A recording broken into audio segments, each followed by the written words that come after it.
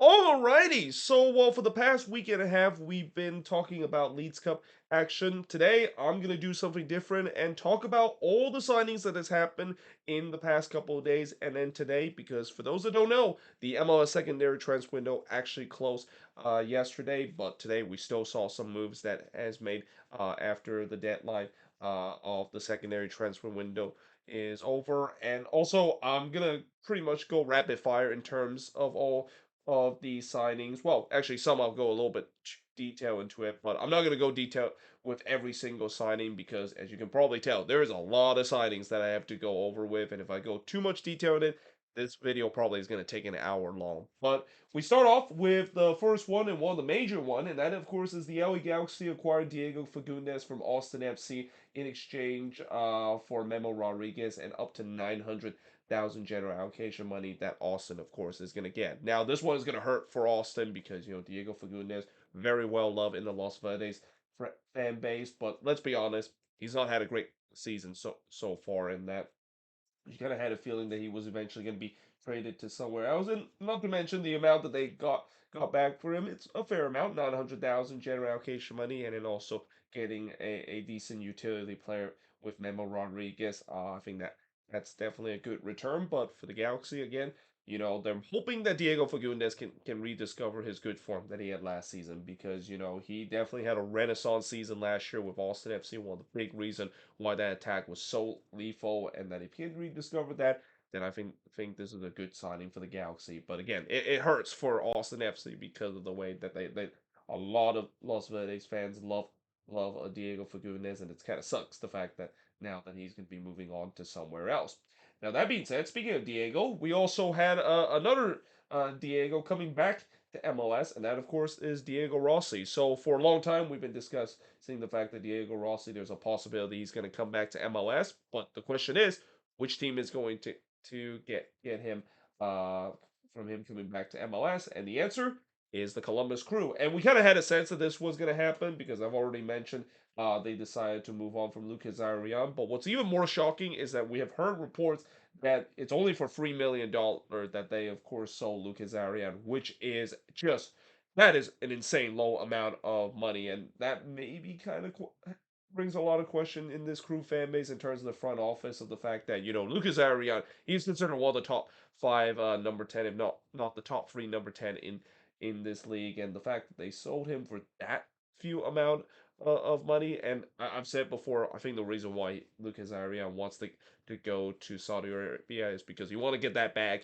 for his family and so forth. But the fact that they only got like $3 million, that seems criminally low. But that being said, at least they of course got Diego Rossi, which we know Diego Rossi is a proven MLS player. We've seen before when we see proven MLS talent come back to the league, it's gonna help a team out big time. Though in this case, Diego Rossi, it's not really a like for like replacement. Rossi plays more on the wing while Zarian plays in that number 10 position. So yeah, unless if they are going to make another big move, which again I think this was kind of the big move that Columbus was going to make to replace Lucas Arian. It's kind of odd that this is going to be the replacement. It's not a like to like replacement, unless if it's the system that Wilfred Nancy is going to run, where it will suit a Diego Rossi coming into this team, which I think that has to be because you don't replace a number 10 like Lucas Arian with the likes of Diego Rossi, who's he's a decent player, but he's definitely not a direct replacement to what they're going to lose Lucas Arian after they decide to sell him off to Saudi Arabia. Now, the Columbus Crew, they also have signed a defender in Rudy Camacho from CF Montreal in exchange for 400,000 general allocation money.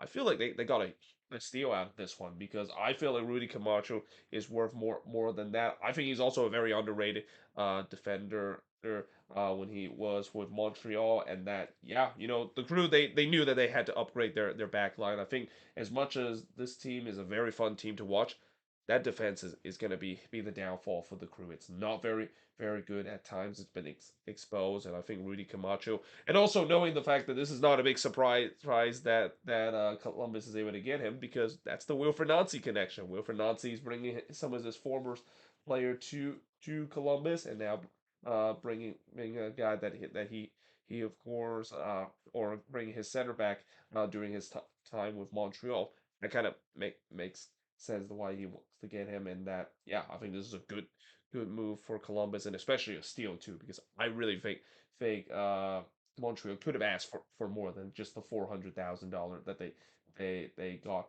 after trading in probably one of their best defender in this team.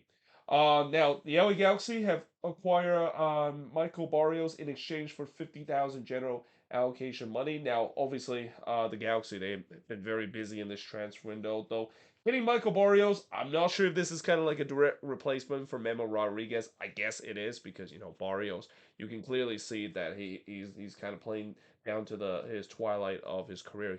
He has lost that pace, that what makes him really dangerous doing his time a couple years ago with FC Dallas and even doing his first season with the Colorado Rapids. But yeah, I feel like this is just kind of a replacement for Memo Rodriguez. He's kind of more down play being kind of a role play player rather than a regular starters. Now they also signed Japanese international defender Maya Yoshita. Now I always love to see Japanese or Korean players come into this league because I feel like we should get more of that, especially in the Coast kind of area that is dominated by Asian population. But yeah, I think this is a good signing in a way that he's an experienced defender or two. He's 30, I think 34 years old, but he's definitely going to help that back line that we talked about before with this Galaxy team. They're hoping this is going to finally be the one that is going to be a good defender that solidify their back line. And to be fair, I will say as much as I've it's been a narrative that Galaxy backline has never been good. It's been much better this season, and I think getting the likes of Calgary has really kind of stabilized this defense. And now you added another good defender, another experienced defender in Maya Yoshida. I think that's going to booster up this Galaxy backline and kind of finally start to move away from the narrative that this backline is absolutely horrendous and can't defend, even if their life depends on. Now, their crosstown rival LAFC have announced that they finally transfer Jose Cifuentes to Ranger FCs. Now, I think this is probably the biggest kept secrets that could have been out for a long time because we knew that Jose Cifuentes has one foot out the door. I mean, this season it's been a very disappointing season for him, but a lot of that has to do. He's already thinking about making his move to Europe, and that seems like he got his wish there, which is kind of something that he's probably happy be about because we have seen players that at times they didn't get their moves to go to Europe and or at least their destination that they want to go to Europe. I mean, just as Georgie Petrovic and the New England Revolution, how that's going on right now after Petrovic is not happy that he didn't get his move to Nottingham Forest and FC Nantes. That now he's kind of in a bit of a hold up, but at least for Jose Cifuentes, he does get his wish, and that yeah, again, this has been something that's been linked for a long time, and that not every deal always pans out eventually, but it did in terms of this deal. Now, Richie Larea, he is actually joining the Vancouver Whitecaps on loan from Nottingham Forest. Now, he has been spending time joining TFC. Well, he actually was sold to TFC and then he came back on loan. And now, in another interesting twist of this tale, seems like now he's joining another Canadian team that is the Vancouver Whitecaps. And I'll tell you what, Richie Larea, he has had a very interesting career. I mean, this is a guy that I think when he burst into the scene and was part of that really good TFC team.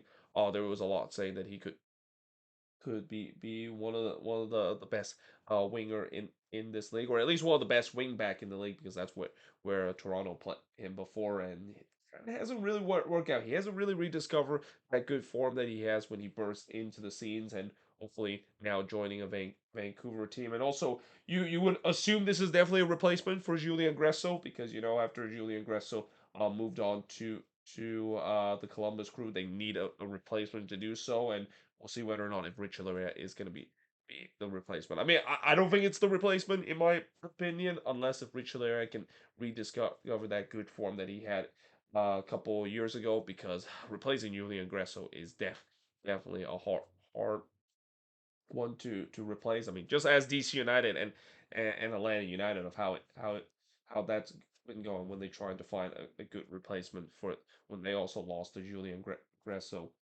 during their time. Now, Inter Miami, of course, you know that with the transfer window coming close, you know Inter Miami is going to be in the center of attention. And while they did not secure the signing of Luis Suarez or even some of the numerous names that they've been laying with either are Messi's former Barcelona teammate or just with him doing the national team, they have decided to do something that they decided to sign all Argentine player because if you why not? Because right now, if you're an Argentine, especially youth, young Argentine player, why would you want to go to Miami and play for a guy that literally for some of these young Argentine, that's their idol when they grew up, and for two Argentine, that is Thomas Alvarez and Facundo Ferres, they would have a chance to do so as Inter Miami signed both of those players, and I think it's a good signing too because again, Inter Miami, they desperately need help in terms of their defense. I mean, their defense is still a problem for this team, and we even saw it last night too against Orlando City. I think there's been times where that defense kind of got exposed, and I think that's going to be maybe their downfall in terms of them going deep into the tournament. I mean, Messi can only do so much, and his company can do so much unless the defense can improve. And also, that's also why I think getting Jordi Alba definitely helps them too. But again, getting guys like Thomas, who I wouldn't be surprised he would be slotted straight away there and do well. I think this is going to be good for this Inter Miami team, and also not to mention adding another good piece in Facundo Ferres. He's a guy that actually plays in that same role that Lionel Messi plays, so I'm guessing maybe he can come off the bench or maybe slots into that midfield role. But yeah, you can see that Inter Miami. I think this is good for them. The fact that as much as I know their fans want to see all of these big name players that used to play for Messi, I feel like the right decision for Inter Miami to still do is to get some of these young players, especially down in Argentina, to come and play for this team. Because again, why wouldn't you want to do it? Like every young Argentine players are trying to tell their agent and say, "Hey, give me to Inter Miami because I really want to play against a guy that I idolized when I grew up and moving up the ranks of playing professional soccer." Speaking of Argentine, NYCFC have signed an Argentine forward in Julian Fernandez from Vélez Sarsfield. Now, this is a club that I swear they have pretty much put a conveyor belt of players that gone to NYC or not NYCFC, but just to MLS in general because there's been so many players that I know that has came from that club that has moved to MLS, and apparently Julian Fernandez is the latest one. And again, NYCFC they need some attacking power. I'm not sure if this is a direct replacement for Gabriel Pereira, but their hope that he's going to come good. And again, most of these signing that NYCFC has made, and really most of the signing that City Football Group has made, has turned out to be a hit. So they're thinking that he's going to be that kind of guy, but we'll see whether or not if that's the case. And then they also acquire Andre Pereira on loan from the Philadelphia Union. Remember Andre Pereira and how he was definitely considered to be an up and coming U.S. men's national team midfielder. Yeah, things have not kind of quite went well for him, and some of that has to do with some injuries that he's been battling. But still, he's definitely nowhere near the the the level that he was doing with Orlando City, and hopefully now that he's joined with NYCFC. And also, it kind of didn't help the fact that he kind of joined a club that, as much as I said that I think Jim Kern can really help him develop to be even a better player than he was with Orlando City. He also kind of dropped down the pecking order to a point where he was rarely play. And for a guy that definitely wants to get himself back to the quality that he was with Orlando City, you just kind of had a feeling that he has to move to a club that will be willing to get him some game time. And I'm not sure if NYCFC is one of that club to do so, but at least he's just going to be joining on loan on there, and we'll see whether or not if he is going to get game time because I think he needs to get game time if he is going to try to get back to the player that he was during his time with Orlando City. Now, their intercity rival, the New York Red Bulls, have signed Colombian youth international Juan Jose Mena from Deportivo Cali, another club that has been well known in terms of sending MLS or sending players to MLS. Now, this is definitely a signings to help improve their fullback position because ever since they decided to get Kyle Duncan back to this team, he has not panned out the way that they hope he would be. So we'll see whether or not if this is going to be a good signing to maybe improve the fullback, especially maybe a replacement for Kyle Duncan because I don't know if I remember, I don't know if Kyle Duncan is going to be part of the Red Bulls permanently because I think he's still on loan with a Belgian club. I might be wrong though that that is, but yeah, definitely an improvement in terms of the fullback position for this Red Bulls team. And then we get to Atlanta United. So Atlanta also busy in terms of signing players, especially their forward group. They signed forward Jamal Terry from League Le Havre, and then they signed a DP forward in Seba. And I'm not even gonna try to pronounce his last name because yeah, he that's gonna be one that I think I'm gonna listen to how the broadcaster pronounces his last name, and then I'll get used to it, or I'll just pronounce his first name just to make it easy. And also, by the way, what's interesting is that he's Georgian, which I think during the time of Atlanta United, I'm kind of surprised that they haven't signed a Georgian player because it makes sense. Why not sign a Georgian player because you're playing in the great state of Georgia? But all kidding aside, they also signed Xander Silver from French side Dijon FCO, and it feels like Atlanta is starting to shift their focus more toward European League and especially recently in League or League in terms of signing players from there because we've always talked about Atlanta United decide to go down to South America and find these hidden gems of a South American players and eventually sell them all for big profit. Obviously, that hasn't worked out in the past couple of years, so now they're doing the way that we've seen some teams to do, which is go overseas to Europe to see if they can find some good talent there. And again, the thing that I will say is that I know Atlanta they need some attacking power, but I feel like when you look at these signings, there's a lot of question whether or not if they can develop because we've seen a lot of Atlanta United signings that have not panned out whatsoever. And then the other thing I'm concerned about this team is the fact that they still need help in the midfield. Like when you look at their midfield, it's been a problem for this team this season, and there's just been way too many times that midfield has been just been really bad this year, and teams just kind of run over them, or the midfield commits some bad turnovers. So I'm kind of surprised they did not really focus on that department too. I mean, on the attack, yes, they have been having in trouble at times scoring goals too, but again, I think there's even bigger issue than that, especially in that midfield, maybe even in the defensive department too, because this season they haven't really been that good in terms of their defensive department too either this season. Now, St. Louis City, speaking of defender, they have signed center back Anthony McCurridge in exchange for $150,000 to the Colorado Rapids. I mean, Colorado is basically on full sale mode right now because I think this is like the third time I've mentioned Colorado have decided to sell a player, and it makes sense. This is a team that is clearly in rebuilding mode. They're trying to get rid of any dead weight so that they can start this rebuild. And Anthony Markovich, guy that really didn't spend too much time with the Rapids, and it's interesting St. Louis decided to sign him. Though I guess maybe this is for depth reason because again, depth issue is a problem for the St. Louis City side, and it's not a big surprise because expansion team always had problem in terms of getting depth pieces, and that defense is definitely one of the areas that they need to add more depth, and I think this will be a good signing to do so. Now, whether or not if he's going to get minutes with St. Louis, I'm not sure, which is also kind of makes me feel weird for him to make this move because you come from a team that already is value you as more like a backup or a third string kind of center back, and now you go into a St. Louis side that probably is going to value the same way too. Now, the Houston Dynamo, they have signed Polish international Sebastian, and again, anytime when it's a Polish name, I'm gonna absolutely butcher that. I think it's Kowalski. That's it you pronounce again. If I pronounce that wrong, I do apologize. And the same goes for Polish club name. I think it's Polgan Gun Szczecin.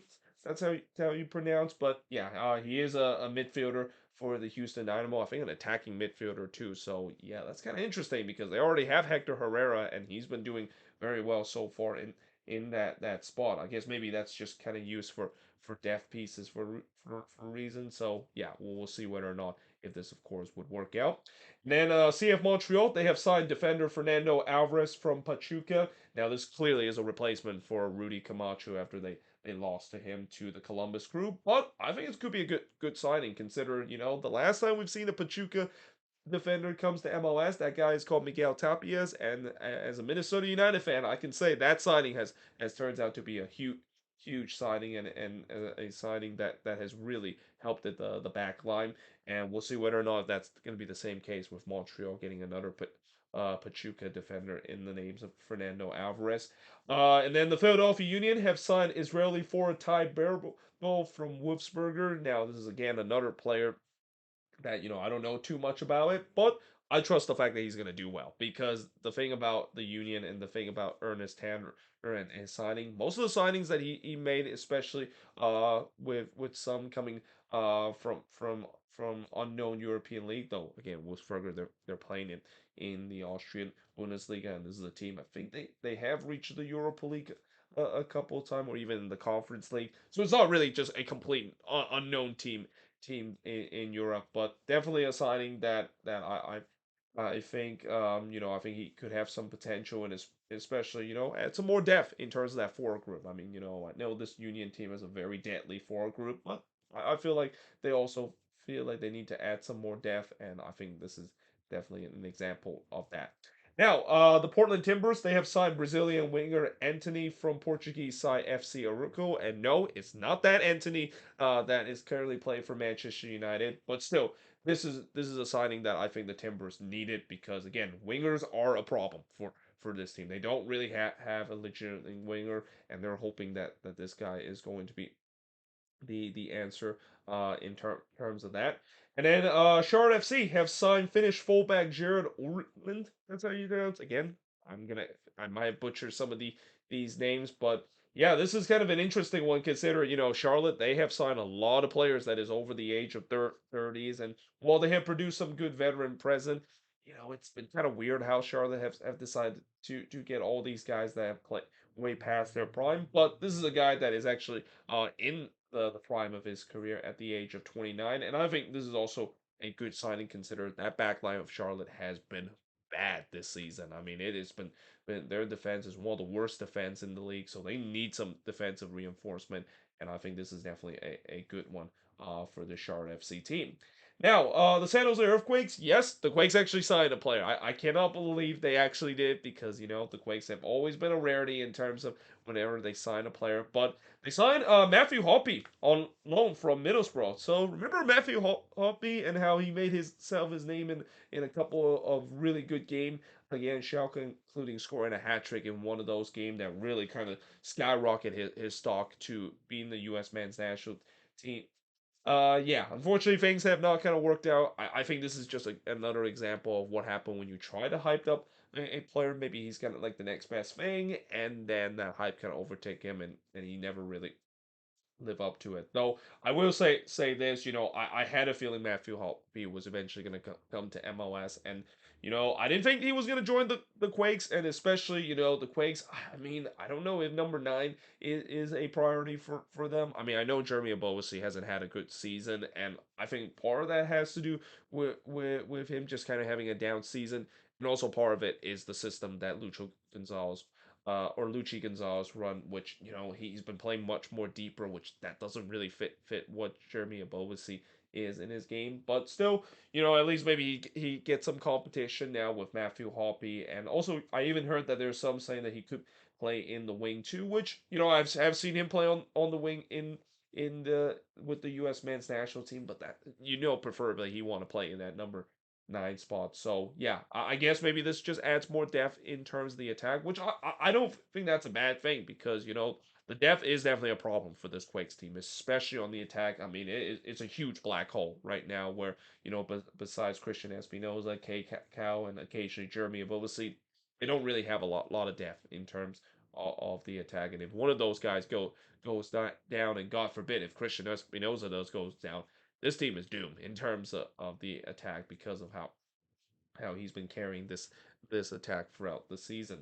Then we go to FC Dallas. They have signed former Real Madrid and Real Sociedad midfielder Aster, and I think it's Ler Mendy, that's how you say it. That's a really long last name, and again, when it comes to long last name, it's kind of difficult to pronounce. But yeah, this is kind of an interesting one because he is a guy that is already in his 30s, and again, it's kind of misleading with him being with Real Madrid. He hasn't really played a lot, if any, with Real Madrid. He's been more spending his time with Real Sociedad, but at least it does give a veteran present to this FC Dallas team, and we'll see whether or not if it will work out. And also, not to mention, this seems like it is the direct replacement for Edwin Cerrillo, because speaking of which, he is now traded to the LA Galaxy. So again, the Galaxy very busy this transfer and almost transforming their team here.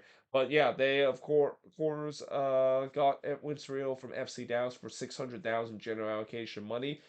It's a little bit of an overpay because Edwin Cerrillo. Well, I think he's been okay with FC Dallas. He hasn't really lived up to the hype that he was when he came out of the Dallas Academy, and you hope that he can continue that during his time with the Galaxy. But again, $600,000. I feel like that's a little bit of an overpay. But speaking of midfielder, Minnesota. So they brought back young Gregush after Kervin Arriaga today. Unfortunately, was announced that he is done for the season after suffering a torn meniscus. That is a huge loss for this Minnesota team. I mean, this is now second year in a row where this team has suffered a season-ending injury to a star midfield. We saw last year it was Hassani Dotson went down with a season-ending injury, and he hasn't really looked the same ever since that. And I just fear that's the case for Carvin Arriaga. And especially, as much as Carvin Arriaga has been an absolute steal for this Loons team when they decided to sign him from Marathon from Honduras, he has had problems with injuries throughout his time with Minnesota, and it's kind of frustrating too because he is a really good player for this midfield, but yeah, losing him for the end of the season, that's gonna be a really tough loss for this midfield that I think people are overshadowing the fact that this midfield is not very good this season, and bring back young Gregush. I mean, I guess it's a good deal considering the fact that he could be definitely a present in terms of scoring banger goal because he's known to score a couple of those, and young Gregush. I can't believe that he used to be a DP for this team. I mean, I feel like as much as he was decent for Minnesota. I feel like they overpaid him with the way that made him a DP tag, which again, that's not the first time we have seen this happen. The Loons has had their history of really making some bad overpaying players and make them a DP. Though that being said, I am happy to see young Gregory back, and especially with the way that I think with him coming back to the fall and already knowing the system that Adrian Heath runs. I don't think he's going to be as bad as doing his time with Nashville Phil and the San Jose Earthquakes. Now, he's not going to be as good as what I think he was doing his time when he first came to the league and came with Minnesota, but he's definitely a good option considering when you look at the midfield option. I mean, Will Trapp is definitely one of the most hated player in the Loons fan base right now. Nobody likes him to be on the team, and for a good reason because he's been having a tough season so far. And then you might think that Hassani Dotson could play in that slot in back that role, though Adrian Heath has played him more in the wing area. So I won't be surprised young Greenwich is going to get a bulk of his minutes. And once again become a starter of this team. That is kind of the only reason why he kind of eventually left this Minnesota team because his time started to his minutes started to reduce. He was dropping down to the pecking order to a point where they just simply can't afford him because of the amount that he was on in the contract that they had to pay him on. Now, DC United, they also made a couple move and signed a couple of Panamanian players. So they signed a forward from the Panamanian national team in Jose Fajardo, and then they also acquired defender Eric Davis. Now, both of these players played for Panama during the Gold Cup, and both of them look really good too. And that was part of the Panama team that went all the way to the final of the Gold Cup. And I think these are decent signings, and especially on the defensive front, this is a DC team that still has some issue in terms of defense, and adding the present like Eric Davis will really help. And I always love how when MLS team decided to look in the CONCACAF competition, either in the Champions League and in the Gold Cup, where they can find some talent and bring them to MLS. I feel like more teams should have done done that, and DC is definitely doing it with both of these players. So yeah, we'll see how well they of course will fit with this DC team.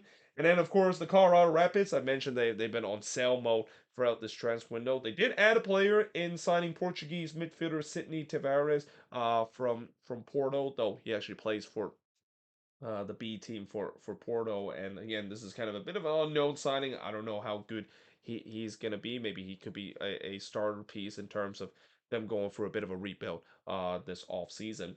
And then finally, in the last two news that I'm going to talk about in terms of the signings and also the trade that has happened in the past couple of days aren't actually trades. It's actually contract extension. We got Jonathan C. Wass getting a contract extension for CF Montreal, and Renko Veselinovic getting a contract extension too. Well, he deserved for both of those guys. I mean, Jonathan C. Wass, I've said it before, I still think he is probably one of the most underrated goalkeeper in this league. He has had a really good season so far, and a guy that really just kind of came out of nowhere to really become a regular starter for this Montreal side. I mean, I remember Montreal has had problems in terms of finding goalkeepers, and it's been kind of a revolving door for the couple of years between James Pantemis and Sebastian Breza. Well, out of nowhere, Jonathan C. Wass slots into this team, and he has not looked back ever since then. He has really locked down that number one spot. And then, of course, Ranko Veselinovic, again, a very underrated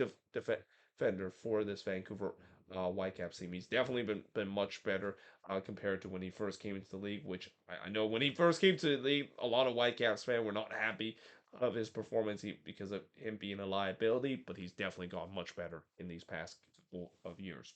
But there you have it. That is pretty much it in terms of looking at all the signings. And again, I kind of breezed by a couple of them because, I don't want to make this video super long, that is. But yeah, let me know in the comments below. What do you think of these signings? And as always, if there's any signings I've been mentioned here on the board, which I'm assuming there has to be because, I really gone deep in terms of looking at almost every source to see what kind of signings that it is. And also, there has been some rumors of some more signings that has happened. I didn't add it to there because this video is specifically looking at all the signings, trades, and even some contract extension that was awarded during these last couple of days as part of the deadline for the secondary transfer window. But like I said, if there's any news I didn't miss or any signings that I missed, let me know in the comments below. But until then, hope you guys enjoy this video. If you do, make sure you guys leave a like, smash the subscribe button, and yeah, I of course will see you guys next time.